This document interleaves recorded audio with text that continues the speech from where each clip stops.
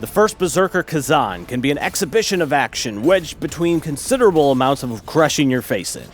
So I'm gonna feed you some tips that should keep you alive longer, do more with the combat system, and use a few hidden game mechanics that could go entirely missed. Pretty important stuff actually, that might be making everything artificially more difficult for you if you're not using it. Okay, first up, when you deplete the gauge under the enemy's health, you'll temporarily exhaust them, which can lead to a brutal attack. You want to pile on as much DPS as possible though during this, right up until the circular meter has just a micro nugget left. Then hit the interact input to chain into that brutal attack at the last second to make the most out of this damage window. You deal increased damage to the enemy's back meat just in general, and this applies to those brutal attacks too, gaining increased power to the rear. However, brutal attacks from the front completely refill your stamina after you use them, while from the back, they do not. Keep in mind that even if you're entirely out of stamina, your active abilities can still be triggered without stamina. Use that to extend your combos and help keep up the pressure to lead to an exhaust, or with a defensive ability, use it to cover yourself while you're vulnerable without stamina. Now here's something you could miss for a while, but going into the map screen reveals a way to upgrade your character outside of your base stats. At any royalty-free bonfire, hit Khazan's Memories, then upgrade stats, which lets you distribute a red orb resource you gain from clearing levels, to increase your stamina damage, raw damage, or overall damage multiplier. Don't sit on these, this increases your damage output by a nice flat percentage. Getting the timing down to counter an incoming burst attack can be a little tricky at first, figuring out when exactly the game wants you to input them. When you see this red symbol appear on your character, don't use the burst counter immediately. Instead, you want to use this white flash at the startup of the move to absorb the active hurt box from the enemy's weapon itself. So wait, hit counter right now.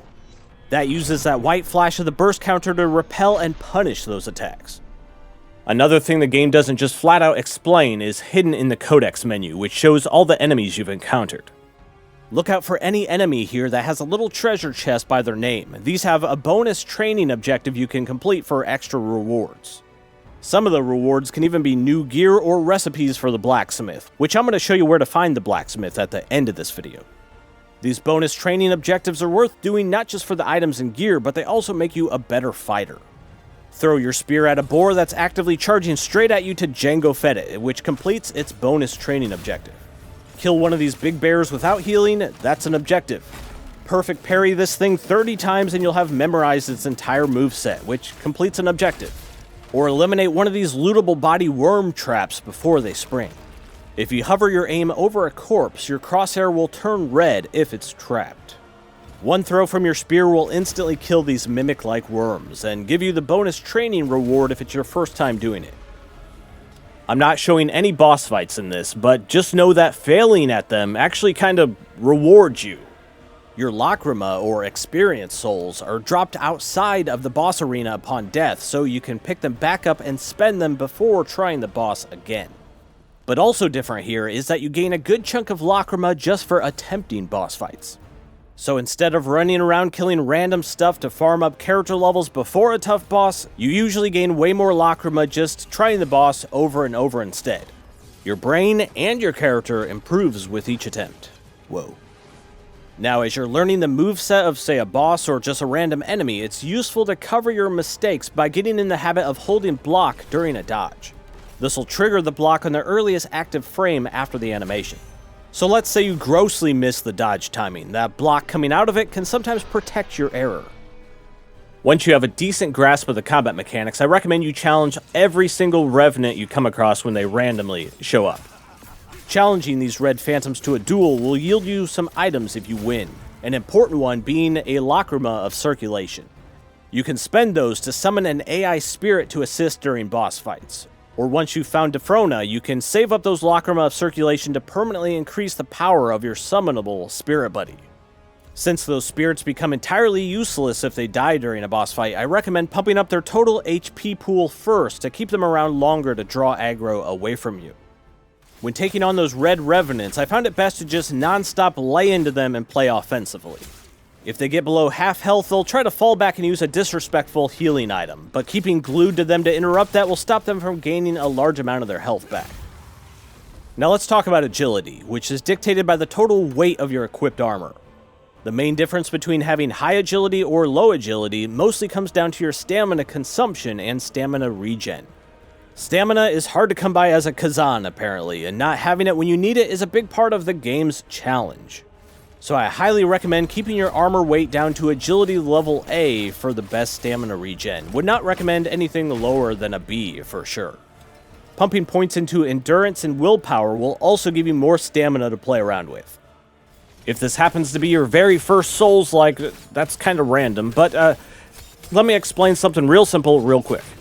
If you're using the dual wield weapon type, your build should have your willpower stat the highest, followed by strength, since those influence the damage scaling of that weapon the most. Greatsword, your main should be strength, followed by proficiency. And for the spear, proficiency is the most important, followed by willpower. Let's talk about jars. Elden Ring and its community were obsessed with jars, and the glorious ceramics are worshipped here in the First Berserker as well. After you find the jar vendor dude that joins your crevice, that's the home base area, start destroying all the pottery base items you see in every level to try to find the hidden jar baby. Even as far back as the very first steps you took in the game's intro level. These little jar babies also give off a special sound to indicate they're nearby.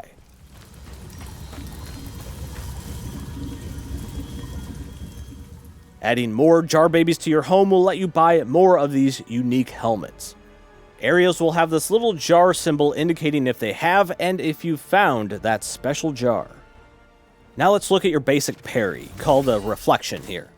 The default speed of the parry animation I honestly found a little awkward at first, since it takes a second for it actually to activate. But under the common skill tree, this upgrade to the reflection is a must-have, since it hastens its activation time.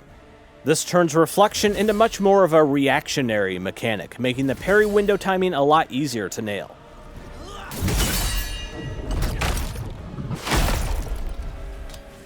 Something you're going to find hidden obviously and sometimes not so obviously around every level are these red crystals. They might even be hidden out of reach where you need to throw a spear to get them, so keep an eye out.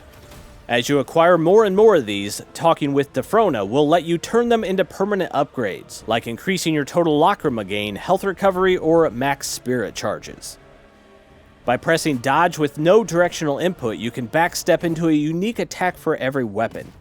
Not every combo and move is listed in the skill tree though, like being able to shortcut to the spear's Moonlight Stance triggering attack directly out of a backstep. This Moonlight Stance creates duplicates of yourself to multi-hit with each attack. Normally, the move to trigger the Moonlight Stance has to be done out of this 3-hit combo, or you can just backstep attack once and get right to it. Early on, you'll gain access to an alternate version of your home base, the crevice, and you'll find an illusory wall here above the area that you can dash through. You'll find a chest with a strong armor set inside.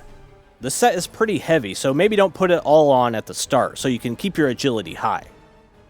Now, before you get access to the blacksmith, you're going to be finding things that unlock recipes for the blacksmith and crafting materials to use at the blacksmith, but you're like, okay, but where the motherfudge is the blacksmith already?